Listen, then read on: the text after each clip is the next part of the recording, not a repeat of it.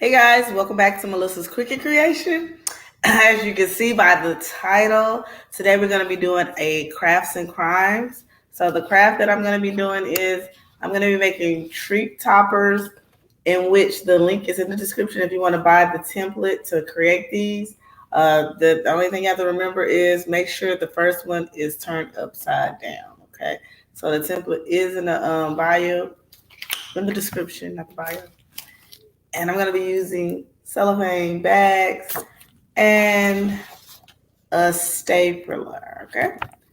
And I'm going to be putting this together while we're talking. Also, I did print out a chip bag, and I have a course in the description also. And if I have time, I'm going to assemble that chip bag and tell you what that looks like by the end of this, okay? So, if you guys are ready, we can go ahead and get started with today's topic, okay? So we're gonna pause just for a second while we get everybody on that's supposed to be on.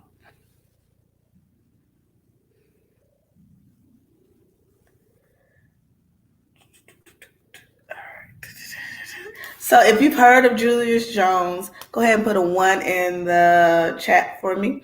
If you've heard of Julius Jones and you know who he is. If not, don't worry, I'll tell you who he is. So Julius Jones, how I heard about him is I was on TikTok, okay? I was on TikTok and it was a lady. She was talking about, we need to fight because he was set to be executed November 18th, okay? And so she was saying that he was innocent, that it was a case of mistaken identity. It was a case of mistaken identity. Hold on 1 second. I'm sorry. Getting these people on here. All right. So she was saying he was innocent. It was a case of mistaken identity. She was saying that they were going to execute an innocent man in a racist town, and that we needed to sign a petition because, at least I thought I heard her say, the guy who did it had confessed to doing it, and they still won't let him out. And so, my mind went like, what? The guy has confessed to doing it, and they're still holding him. Like, what type of world we living in? And so immediately I took myself over there and signed the petition saying, we can't execute this man. We don't even know if he's actually guilty. We don't even know if he's actually guilty. This man needs his due process. And then I saw where he had his trial and that he got off, or not got off because he's still in jail. But I saw where he had his clemency trial and they end up giving him life, not life. Yeah, life without the possibility of parole. Yeah, but he wasn't going to be executed. So I was like, that's a win. But he should still be let out if he didn't do it. And then that's when I started researching the case. I was like, what exactly happened? Like, why is this man still in jail if he did not commit this crime? I was confused, right? Like, what was going on here? And why was he still in jail? All right. I'm going to cut this because it's too... So I looked it up, and the first thing I came on was a video of him addressing the victim's family. And in this video, they asked him, how did he feel about the victim's family? And he said, I forgive them. And for some reason, that just didn't sit right? Because you're in jail because you possibly killed their family. And you're talking about you forgive a family member, and you're talking about you forgive them. It just ain't sit right with me. I just didn't like it. So I was like, well, let me research this case, and let me see if I can find the video. I'm doing Skittles for this. Let me see if I can find the video of him, of his trial, where he gives an explanation of what happened. I was trying to find out what happened. Let me see if I can find the video. So now I'm about to share on my screen so we can watch his trial where he gives an explanation of what happened, okay? Let me share my screen. So this all happened in Oklahoma in 1999. He's stating that he had nothing to do with this. All right, let's listen. We're going to start the timer and you can begin now. So he has 20 minutes to talk. Honorable members of this board and the Honorable Governor Stitt, I want to thank you for giving me the opportunity to speak today. My name is Julius Jones, and this is the first chance that I've had in over 20 years to talk about what happened and where I was on the night Mr. Paul Howell's senseless murder. I want to be clear about two things. First, I feel for the Howell family, for the tragic loss of Mr. Paul Howell, who I've heard was a caring and all-around good person and father. Second, I am not the person responsible for taking Mr. Howell's life. I was not involved in the planning of this robbery. I was not present during this robbery, and I did not know that anyone had been killed until the day after Mr. Howell's murder. I'm going to try to give you a better sense of who I was at the time. I was 19 years old. So if you don't know, Paul Howell is the man who lost his life in this accident. He's the one shot and killed. Years old and trying to work my way off the academic probation in OU. The year before, I had received a presidential leadership class scholarship to attend OU because of my athletic and academic achievements while at John Marshall High School. I had graduated 11th in my class with 3.68 GPA. I had also played varsity basketball and football. During my sophomore year, I was proud to be part of making John Marshall sports history with my teammates when we won state championships in football and basketball. Did you know there is a natural way to regrow teeth and gums that only 3% of the population he's trying to tell you a little bit about him. Scientists at the National Institute of Dental Research have invented a powerful sour liquid that can regrow teeth and gums. Good idea. While going undefeated in each of these sports that season. That's the only time this has been done in state history. Throughout my high school years, I played under the tutelage of Coach Tommy Griffin, who demanded a lot from his players on and off the court. Coach Griffin also expected a lot from me in particular. He would hold study hall before practice, and I was one of the players he called upon to tutor my teammates in subjects they were struggling with. He expected me not only to be a teammate, but a captain and a mentor as well. At the time, I thought Coach Griffin was being unfair to me by being so hard on me and having expectations for me that he didn't have for others. But looking back, I realized that Coach Griffin was hard on me because he seen something in me that I didn't see in myself. My best friend since childhood and throughout my time with John Marshall was Jimmy Lawson. Jimmy's dad was a preacher, and like my own father, had served in the military. Our parents were strict and demanded only excellence out of us. They pushed us to be the very best we could be academically, and we both graduated in the top 10% of our class. I first met Chris Jordan during my junior year at John Marshall when he enrolled to start playing basketball with us. So Chris Jordan is the guy, his best friend that's also involved. So Mr. Julius Jones and Chris Jordan are the two guys that the police went after for the involvement of the crime. Chris was rough around the edges. The rumor was he had been kicked out of his previous school, and pretty much it was known he was dangerous. I recall that one Chris was kicked out of John Marshall's fight. Although Chris and I played basketball together for a couple years at John Marshall, we really weren't friends. They didn't run the same person. It was during my last year at John Marshall that I started to report him. My older brother had known me, who was 2 years ahead of me, was already playing football in OU. And through him, I was able to meet and spend time around old guys who were Division I athletes I aspired to be. People like Eduardo Nahara and Michael Johnson. Even though I was still in high school, I was able to play in unofficial all-season camps at OU and hope to play Division I basketball there the following year. Being exposed to the world of Division I sports at 17 and 18 years old exposed me not only to the great athletes, but also to people who had nice things that I wanted to have, but that my parents couldn't afford. Now, my family wasn't poor, but we didn't have a lot of money. My mom was a public school teacher and has been for the past 40 plus years. And my dad worked construction after his military service. They worked hard to provide for me and my siblings. And we never missed meals. But they also weren't rich and didn't have a lot of money to buy all the things that I saw people my age or a little older with and that I thought I needed in order to fit in, or rather to stand out. So I started to shoplift in order to have nice things that were beyond my means. and to impress the ladies who I thought would like me more for what I had and for what I could give them, rather than for who I was as a person. I stole things that I could wear or resell, like clothes, pages, necklaces, CDs, shoes, and I also took tests for people using fake ID. Okay, so in 1998, right, the crime committed was in 1999, but in 1998, he started going on, he started to exhibit different behaviors, and there was a string of arrests for him. So like he said, he started robbing jewelry stores. He was caught burglarizing a Foot Locker.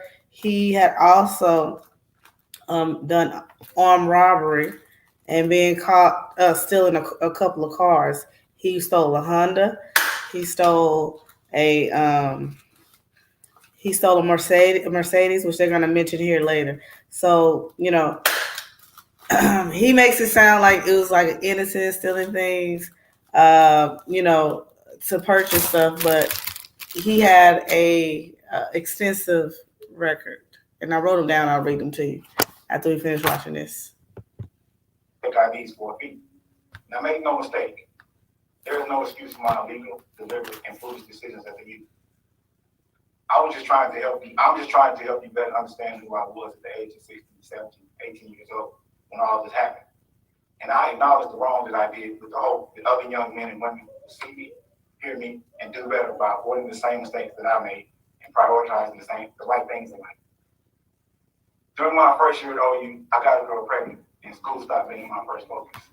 I missed basketball tryouts, my grades took a nosedive, and after the fall 1998, and after the 1998 fall semester, I was put on academic probation. In early 1999, I bumped into Chris Jordan at a John Marshall basketball game.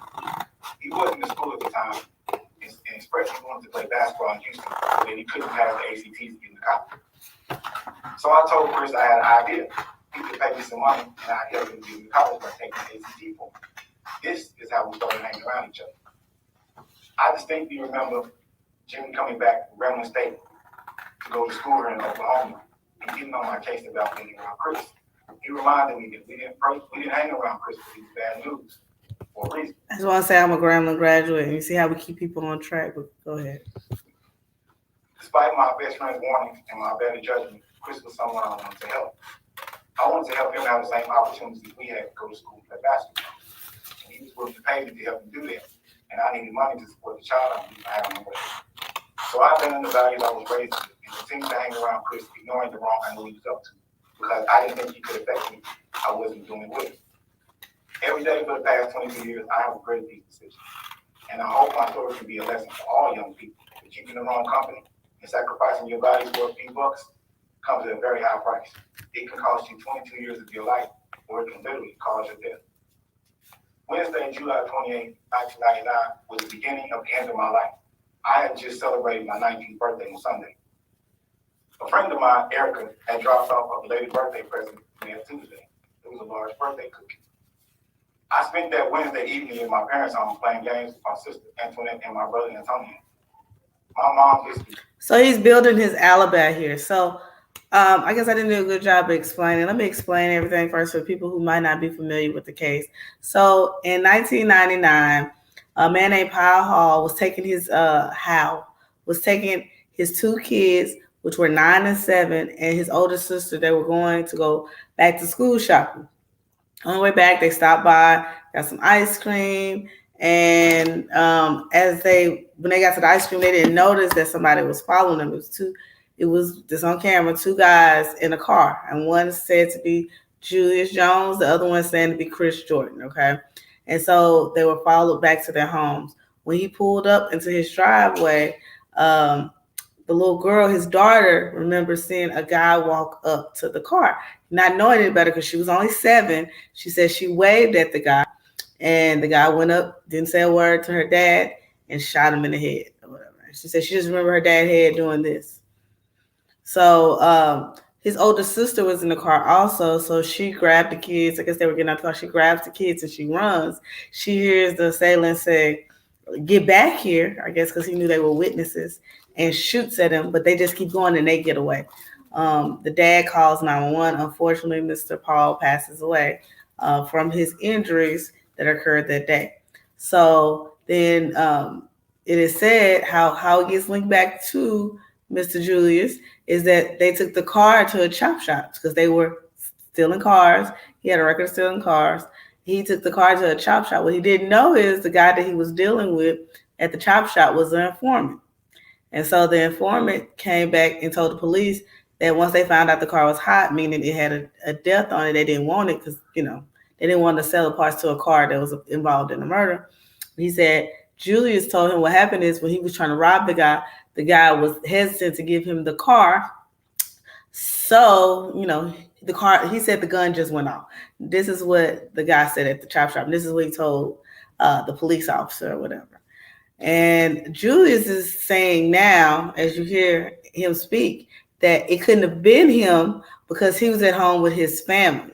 But we have on record, because I'm just go over everything I found, but let's listen to what he said. We have on record where he stated twice that he wasn't with his family and that his family must have mistaken and it was the wrong day. He wasn't with his family that night. But now he's giving us an extensive alibi of how he was with his family, how he remembered eating the cookie, and all that great stuff. So let's listen to him.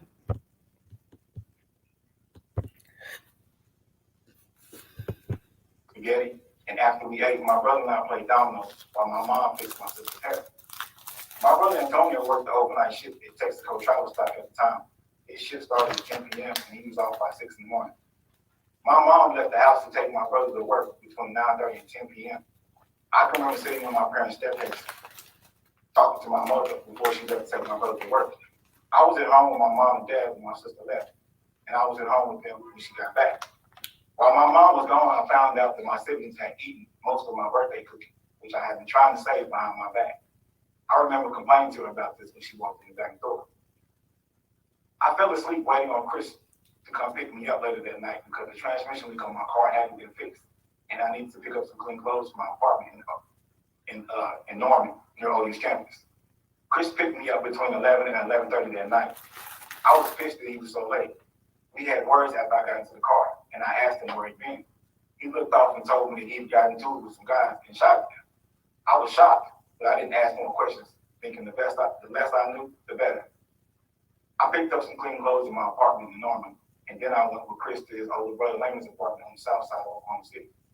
We hung out there for a while, drinking, talking, and playing dominoes. And then I called my girlfriend Annalise from Lamon's apartment, and I fell asleep at some point. Early the next morning, Chris drove me to pick up my car to take to another auto shop for a transmission repair. Then he dropped me off at my parents' house. Back in my parents' house, I went back to sleep. After waking up, sometime during the afternoon, Liddell King, who I just met just a few weeks earlier through Chris, paged me looking for Chris. I told him I didn't know where Chris was at, and I had last seen him earlier that morning. Eventually, Liddell told me he needed help moving the car, and led me to believe he would give me money if I helped him move it. I wanted money, so I agreed. Liddell picked me up from my parents' house and drove me over to his apartments where Suburban was parked. He asked me to follow him in the Suburban, and I refused, since I was fairly certain the car was stolen, based on what I'd heard how he went to prison before for having stolen parts on his car to get wrecked. Since I wouldn't get inside the Suburban, Liddell drove instead. I followed him driving his red Firebird. Liddell parked the Suburban outside of a grocery store I had never been to before, and then went inside.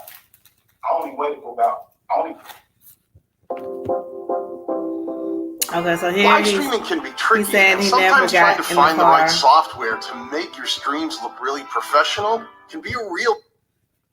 I only waited for about a minute or so, but it felt like forever. So I went in to see what Liddell was doing. I can't remember if he bought anything, but when I walked in the store, he finally walked out. Liddell left the Suburban where it was. He got into the Firebird with me, and he drove us over to the auto shop, not too far away from the grocery store. Liddell got out of the car and went to the garage while I waited in the car. He came back a little later, looking spooked, and didn't say a word to me. He drove over in silence back to where the Suburban was parked and sat behind it for a minute or two. When he finally spoke, he told me that the shop didn't want the Suburban because there was a body on it. I took that to probably mean someone had been shot or killed. I know at this point I should have gone to the police. I didn't because I was scared. I didn't know what the devil was talking about, and I think I was in trouble for having to use the vehicle. I was very deficit also for the past 22 years. The devil wanted to find Chris and ultimately found him in Mecklenburg Rec Center, where we also go and play basketball. When I finally walked into the gym, they appeared to be in the middle of a very serious discussion. The devil ended up leaving by himself, and Chris told me he had something to go do. He took me back to my parents' house and then wanted to use the phone. And while he was waiting for a call back, he asked to see the news. That's when I learned that a man had been shot and killed in Evan the night before during a robbery of a Suburban. It was at this point that things started to add up to me that Chris and the devil involved in this.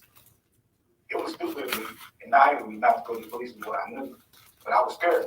I didn't know what to say at the time, not just for myself, but for my family as well. It was after midnight, maybe 1 a.m., early Friday morning, when Chris called and asked me to come pick him up because he was locked out at his grandmother's house. I went and picked him up and drove back to my parents' house. So he says he finds out that Chris probably killed somebody and that he was nervous, he was scared, but he didn't know what to do. But then when Chris calls him and tells him he needs him to come pick him up because he's locked out of his grandma's house, the person that he just realized might have just committed a crime and, really injured, not injured, killed someone. He goes and pick him up. And not only does he pick him up, he says he lets him spend the night. I don't know if this is making sense to y'all, but it's not to me. I stayed downstairs on the couch using the phone while Chris ended up going upstairs and using the phone in the old bedroom, in my own bedroom. By the time I woke up later that Friday morning, Chris had already left. Since my dad had been asking me to cut the grass, I did that, and then I made plans to meet up with a girl named Jamila later on. While talking with her on the phone, I received a call on the other line, and it turned out to be the devil. I thought it was weird that he wanted to know what I was doing. After talking with him, I ended up getting another phone call. This person identified themselves as Detective Flowers and asked if I was home. I knew something wasn't right, and I told him that Julius wasn't there. I left out of my parents' house to the back door to go find Chris, figuring the call that I got had something to do with him. When I found Chris, he said that he needed to go to the jail department to find out what was going on. The girl's girlfriend told us the police had already taken him, and Chris told her that he straightened everything out. After we got back in the car, he asked me to go warn his brother Lane that the police were looking for him. Since I was trying to avoid the police, I did that and stayed at the department overnight because I saw the news and I was afraid of the police outside my parents' house. I told my girlfriend Annalise that I needed to try to find a lawyer to help me with my name. I was asleep when the police arrested me early Saturday morning at the Dangling Department. They didn't even give me time to put on the shirt, pulling me out of bed and placing me in handcuffs. What happened after that was a whirlwind. Initially, Barry Allen represented me. But after he died in October of 2000, 3 new lawyers were assigned to represent me. I spent very little time with any of them except Robin McPhail, who was the youngest lawyer on the team, and spent most of the time coming to the county jail to visit me about my case. She understood that I was at my parents' house at the time Mr. Howard was shot and had only gone to the south side much later that night. The lead lawyer on my case, David McKenzie, rarely came to the county jail to visit me at all. He usually spoke to me in court on my designated court dates, and that's about it. Those conversations were usually brief, like 5 to 10 minutes or so. And no time did I ever tell him I was not in my parents' house with Mr. Howard shot. If he thought I told him something different, he's wrong. And had he spoken to me more than a few times, he would have known that. He would have also known I wanted to testify. In fact, up until he rested my case without putting on any evidence of my defense, I thought I was going to testify and explain to the jury exactly where I was at and what I had did. So the reason he's saying this is because they have 2 lawyers' witness statements where Julius told the lawyers that he was not at home with his family the night of the crime. So we have 2 sworn statements of him saying that. And so that's why he's trying to recant that. Like, oh, they never came to visit me. They don't, I never said that. It was clear that, I was with my family that night.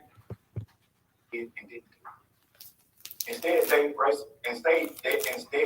David McKenzie pressed my case without consulting me at all.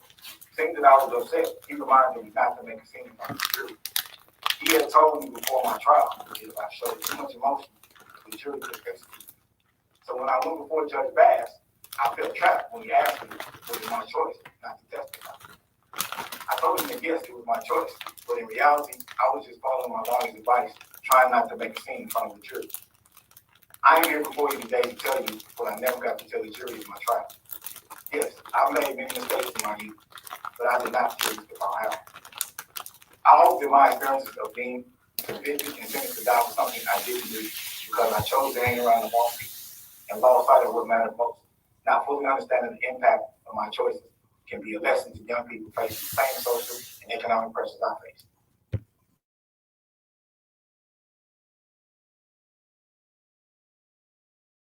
And my siblings growing up. From my mom and my dad, I learned the importance of giving back. My mom is a public school teacher. Her passion for education helped others that stood after me since I was little. She has worn her heart on her sleeve and has shared it with so many. My dad is the same way. Whether he was coaching me, my siblings, or our friends, or supporting us from the sideline, he always made sure we got to and from practices and games. And that included taking other kids who needed advice or some guidance or both. The occasional stop for food also included whichever friends or teammates also needed to eat. Even though I may have seemed as though I wasn't paying attention to what they were imparting, I was. I was listening to the things my parents said and watched the things they did. Over the past 22 years, I have experienced profound sorrow, even despair, as a result of Mr. Allen's death and facing execution for something I didn't do. It was out of that despair and after my appeals were denied that I wrote to Mrs. Toll.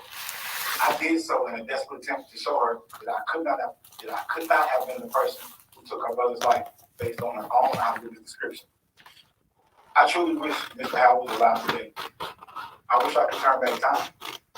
I wish I had made better decisions in my youth, but I can't change any of them. What I can do is try to do my part to make the world better. For me, that looks like helping young people recognize and avoid the mistakes I've made. Helping them pursue their dreams, because nothing simply happens the way you want it to happen. It requires hard work and perseverance. If my life is spared and my freedom granted, I am grateful for the support I will have from my family and from ARC, the Anti-Recidivism Coalition, for offering to enroll me in all this programming and sending a letter directly to Governor Stitt confirming it all. Okay. Unwrap great savings this holiday season with 50% off Christmas items I at... don't have 50% off. Part of their mission is to improve the outcomes of formerly incarcerated individuals and building healthier communities. They do this by providing housing, counseling, education, peer support, and job readiness. They have also offered me a paid internship where I can learn computer skills as well as skills in customer service and research.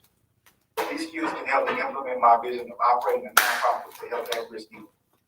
I have been fortunate to have had the opportunity already to advance this vision by talking to students and young people around the state and the country about the mistakes I've made and how to avoid them. This is my passion. I don't want any young person to make the same mistakes I've made by associating with the wrong people and being blind to how the ways of life can quickly and dramatically change for the worse. I don't want anyone living with the deep regret I feel about the dumb decisions I've made, like shoplifting for quick money and putting myself in situations to be blamed for things I didn't do. I want to play a part in preventing that for young people. I pray for the opportunity to continue doing this as a contributing member of society and hopefully one day as a free man. Thank you to this Party Parole Board. Thank you to all of you who have taken the time to fully listen to my story, and to all those near and far who have supported me over the years. And my sincerest prayers are with the Howe family, always. Okay. Thank you, Mr. Jones. At this time, we will open it up for questions from any of the board members. All right, this is when his story starts to fall apart.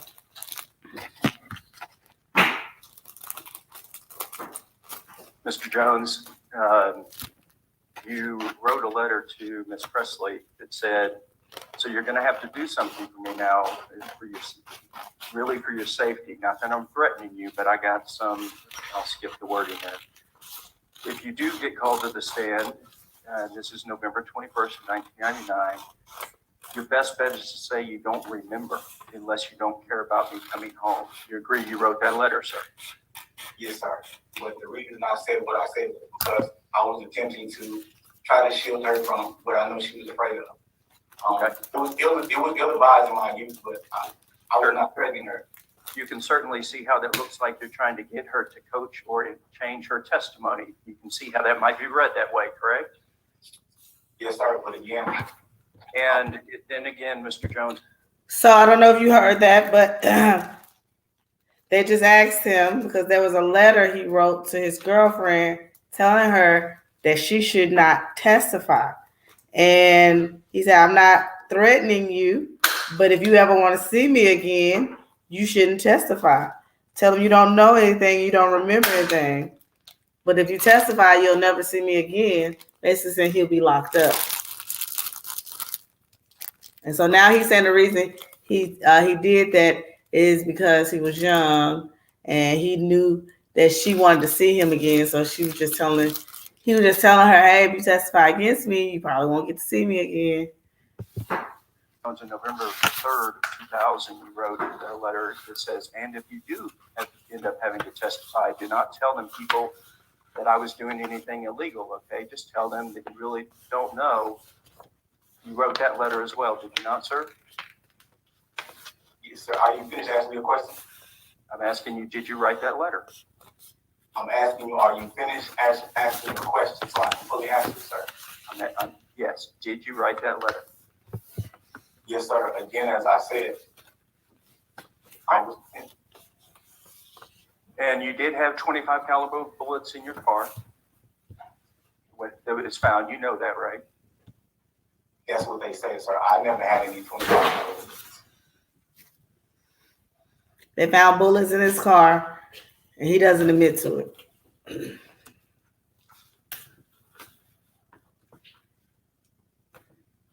Oh, I took it off pause. I believe my.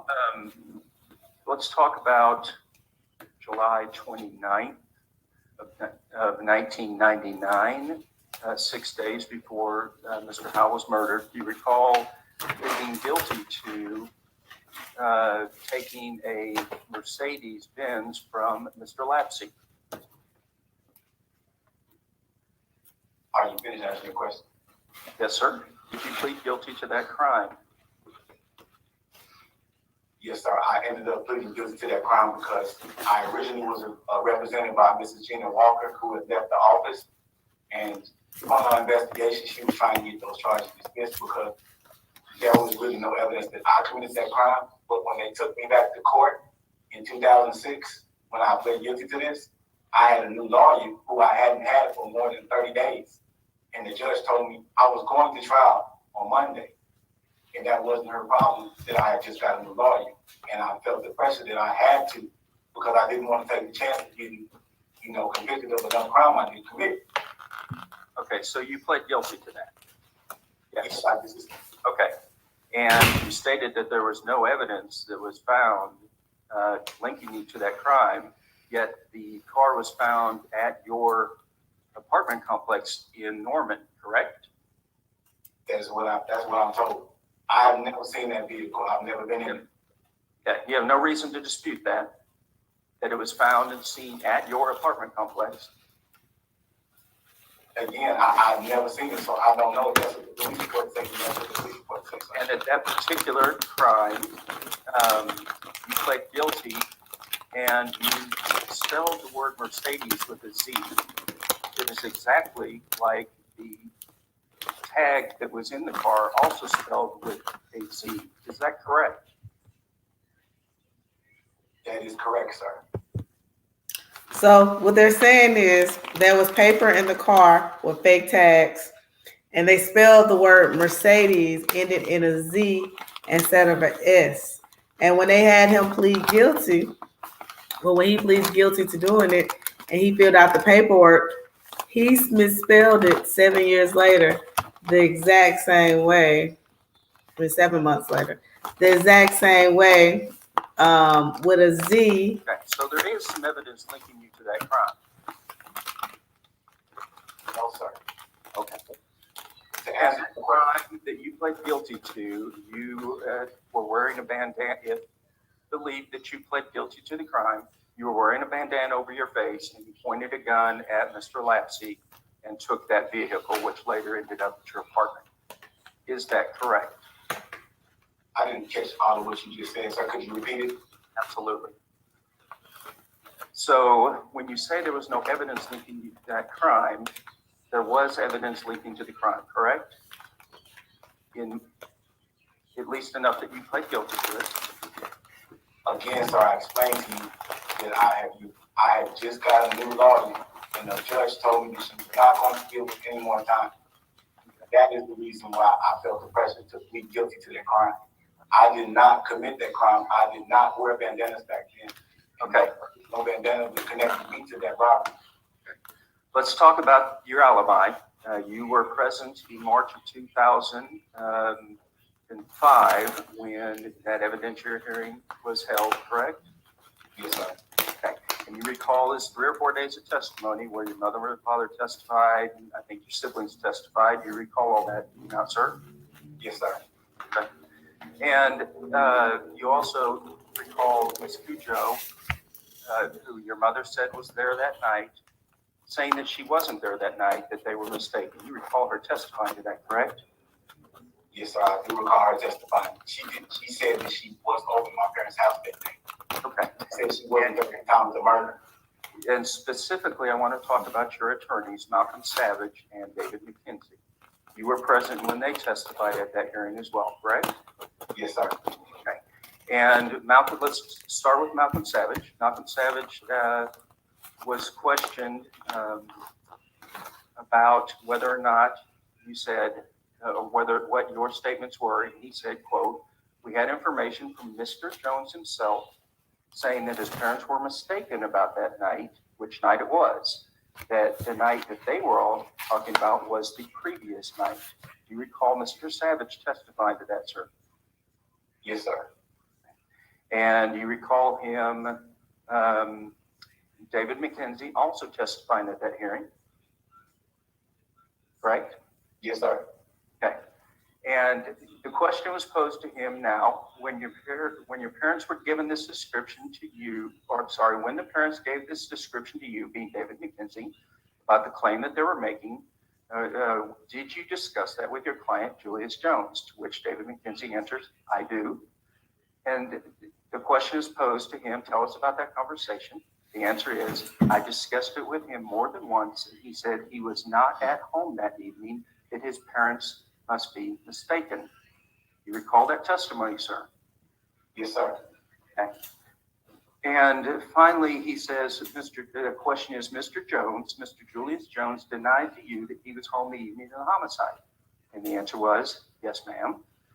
But he was unequivocal that he was not at home with his parents, as his parents had described with regard to the evening that Mr. Howe was murdered. He was not at home. That was testified to, correct? I believe so, sir. Yes. By 2 attorneys that were under oath, correct? Your attorney. Yes, sir. And you heard them testify to this, but you did not testify at that hearing to what you're claiming now, correct? I did not testify because my lawyers advised me that this was about a narrow legal issue regarding my lawyer's performance, at trial. Okay. So finally, I want to ask you just a couple more questions and I'm done. Okay. You just testified that, and you did not testify at your trial, correct? No, sir, I did not. And you were aware that a hearing is held and David McKenzie, let me just read it, give me a second.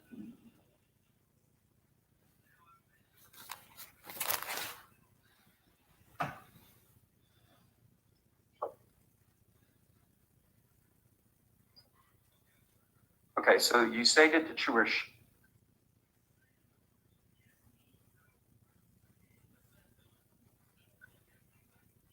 Go ahead, sir. ready, sir. Okay. You stated that you were shocked when the defense was arrested and you didn't get to testify, correct? Yes, sir. Okay. And that you had a hearing in front of Judge Jerry Bass, and I'll just read it to you. You were sworn in at that point, correct? Sworn to tell the truth? Yes, sir. After my lawyer had already arrested. Yes, sir. The court says, Mr. Jones, you heard Mr. McKenzie announce that the defense was resting? Your answer is yes, sir. The court says, well, we've all had some discussions about whether or not you were going to testify. We've all had some discussions about whether or not you were going to testify. And that means you're not going to testify. Is that correct? You answered correct. And then the court said, all right, you understand that your right to testify is a personal decision of your own. Of course, you may have the advice of counsel, but it is a personal decision whether to testify or not testify on your behalf. Have you determined with the assistance of counsel not to testify? You answered yes, sir. And the court said, is that a free and personal decision of your own? You said, yes, sir. And then finally, it says, has Mr. McKenzie or anyone else put any pressure on you, coerced you, or made any promises or any benefits to testify? And you said, no, sir. And then your answer was, the question was, if this is a choice of your own free will, your answer was, yes, sir. Is that a pretty accurate description of that hearing? Yes, but it's leaving out the connotation of what I said a while ago, is that my lawyer informed me before the trial not to show a whole bunch of motion in front of the jury. So I was terrified to say anything other than what he advised me to say. I don't know the law. I didn't know the law, especially back then. I was only 20, 21 years old. So I did what he told me. I'm sorry, I don't want to talk over you, sir. Are we finished? And I needed money to support the child. Oh, man. So I've been... Okay, so I did all that and then messed it up at the end.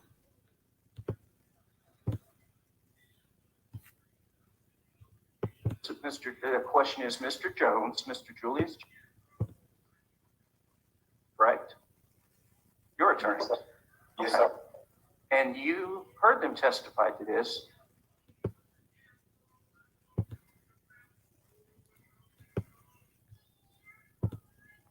Yes, sir.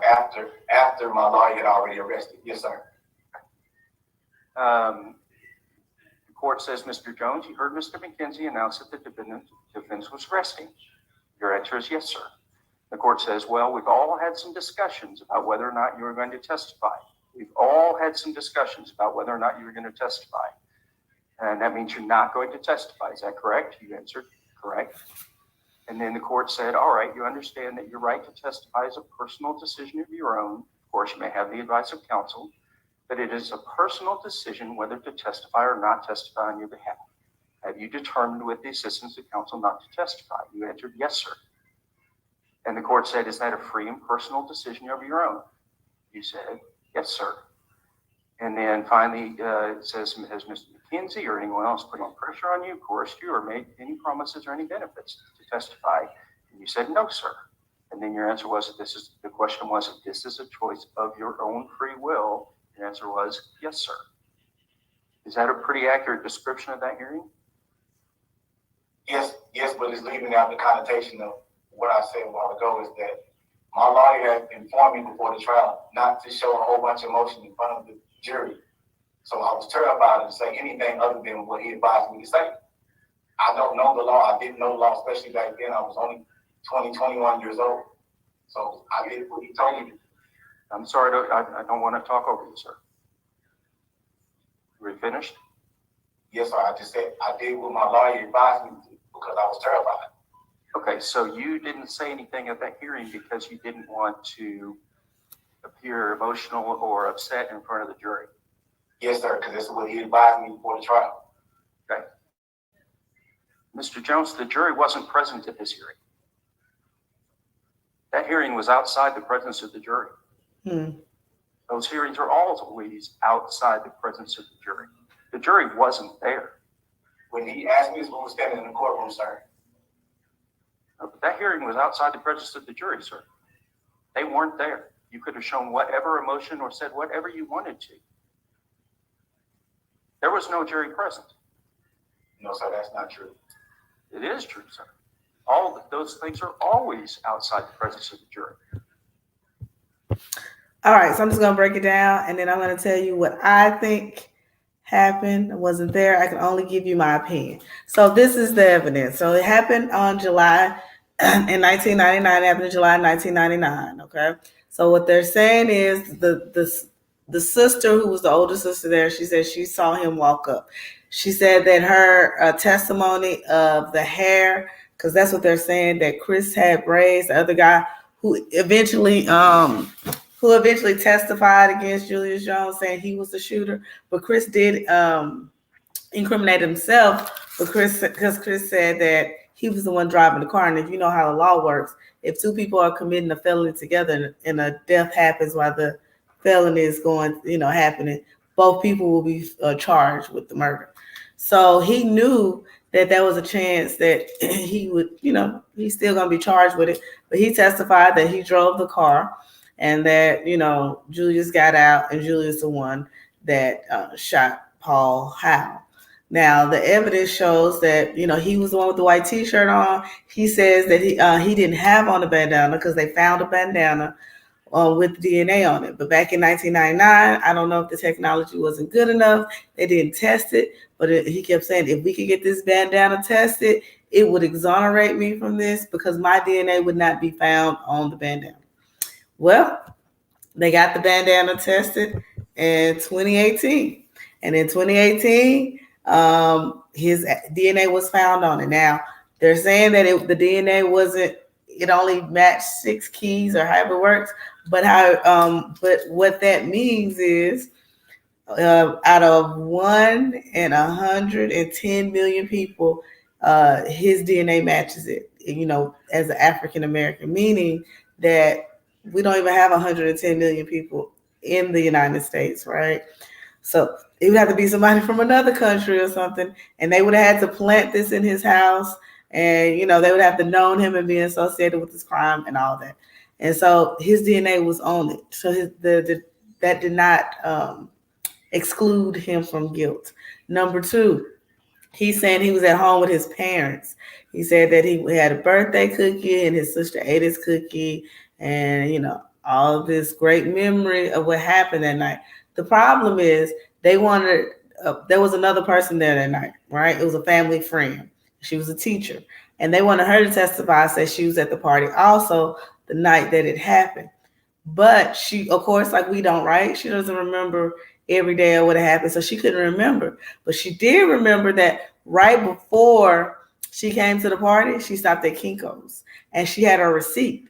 And on her receipt, it was the day before the murder. So the day he's talking about is not the day of the murder where they're giving his alibi. It's the day before. And that's why they never put the family on the stand, and they never testified, because they knew that they could just call to the witness, which is the family friend, who testified that, it wasn't the day of the murder, it was the day before. So, she can't prove that he was home because the date that they're talking about was the day before. Okay. Also, the hair thing. Now, the hair thing, I don't know, okay? Because honestly speaking, she said that the stocking cap was close to his head and with a hat on. I don't know how she even saw, whether he had braids or not, but she said it was flat to the head. I'm just gonna say that I know when I get my hair braided and I have a stocking cap on, that you might not be able to tell from a distance that I have braids because they're not bulky. Especially if you can just braid them real tight and low to the head, and you won't be able to tell. So I don't know. With that one, it's up in the air. I mean, it's up in the air.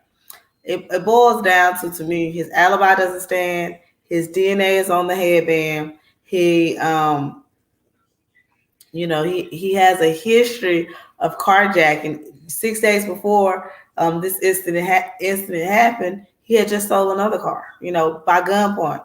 He can't explain how the ammo was in his car. He said that his friend put it in the house, but you just said you just found out that, he unalived somebody, and you were scared about that. You got nervous and you refused to ride in the car, but then you go pick him up and you let him spend the night at your house.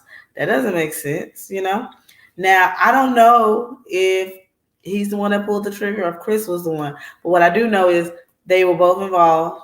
I don't know. That's what I believe. I don't know who pulled what, but I think they both had this plan to rob. And I don't think he's as innocent as he's trying to make himself to be. So it's just weird that all these people would get behind this case, just like I did blindly, I guess, right? And not even research it. So, yeah, he was at school, but like I said, he was busy robbing people. His GPA was a 0.8. and I'm not making it up. You can go find it. The idea that Chris testified against him because he wanted a better deal, there's no proof of it. Okay, and if you go to the Paul Howe's website, which I'll link in the description, it gives you the reason why he was let out early. It's some type of thing that's going on in the town that they're good day sentences that they're letting him out early. It has nothing to do with him testifying against Julius Jones. And the people that said that Chris said that he did it and they want to testify again, let's say they're in jail and they're receiving donations from far left wingers who are supporting them while they're in jail for giving these testimonies that Chris admitted to being the killer, being the shooter.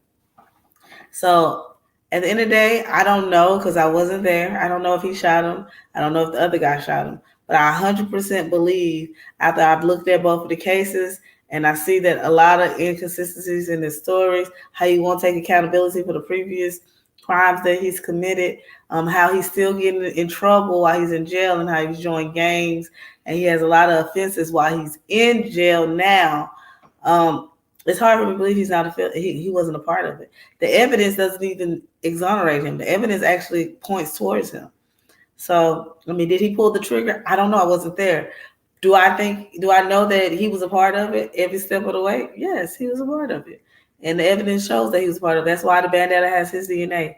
That's why, he fits the description. He was seen on camera with the King guy at the chop shop with the outfit on and everything. He was seen on camera with him. So his story doesn't add up. It's a lot of holes in his story.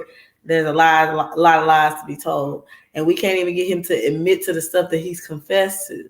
So, I don't know, guys. Let me know what you think. I know it's pretty long, but I just want you to see how he reacted to them and how he acted, during his trial. And I think that says a lot about his character. And to say he forgives them, and I know he was involved in this, that's what made me look it up. And that's what made me start saying, something ain't right about this. But let me know what you think. Do you think he's innocent? Let me know in the comments, guys. Till next time.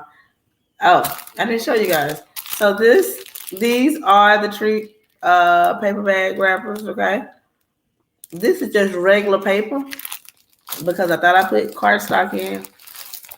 And this is what the cardstock looks like, okay? Really cute. Here's the chip bag. And I cut it with these scissors from Amazon, okay? And I think these came out really cute. This is just regular paper. I didn't even use the glossy paper. I just used regular paper, and the color still pop. I think it still looks really nice. So that was my craft for today. Tell me what you think about the craft. Do you think these are cute? I have courses in the description if you want to get one. I think they came out really cute. And don't forget to let me know what you think about, do you think he was guilty? Do you think he was innocent? Are you undecided? I will say that I am happy his life was spared. It's something that he did in 19. I'm pretty sure he's very, even though he won't admit it, I know he regrets doing that now. So I'm glad his life was spared. But I'm not on the innocent train. I think he did it. Okay. So let me know in the comments what you think and how did you feel about it. And I'm gonna do a time step so you'll know if you don't want to watch the whole video of him at his trial, you can just watch the end where I kind of sum it up. And that'll be in the description. I'll go back and update that.